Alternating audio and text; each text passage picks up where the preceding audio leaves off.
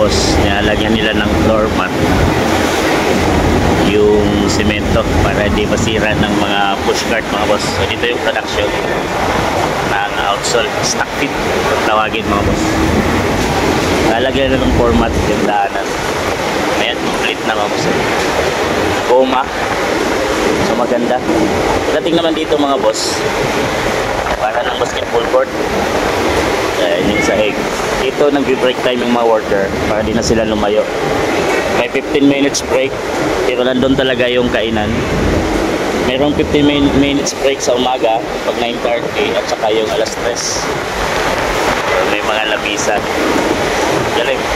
Saka yung locker nila mga boss.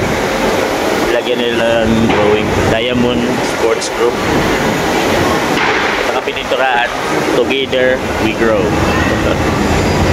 Locker to mga boss. Ayan o. Locker. Ayan o. Yung maganda mga boss. Kahapon ko lang yan nakita. Oh. Kahapon ko lang yan nakita.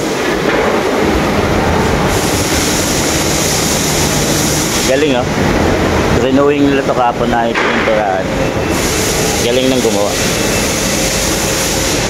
Tsaka dito may mga lamisa din. Tsaka ito di pa tapos, pipinturahan pa rin yan. Lalagyan ng drawing. Doon yung warehouse. Buffing. Đẹp ha, ai làm?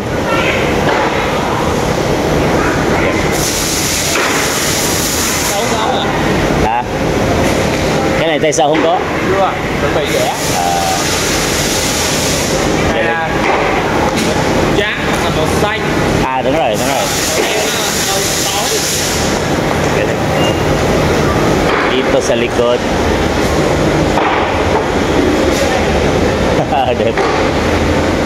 Dito yung mga mold. Ginugupit.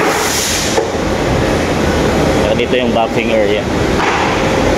Buffing. Dito papasok na warehouse. Dito yung metal detector.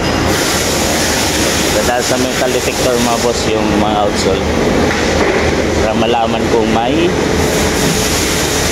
mga metal. So ma-separate na, matanggal. Yan, puntang warehouse. Yung warehouse mga boss. Ganun, stock fit area. Ito, yung mga gulong nito mga boss ng electric na hakutan na to. Yan ang nilalagyan dito ng ano, yung sahig floor mat para hindi masira agad kasi nagkakabasag-basag yung tiles. So sa pamagitan yan, itong ano na to, floor mat, hindi na masira.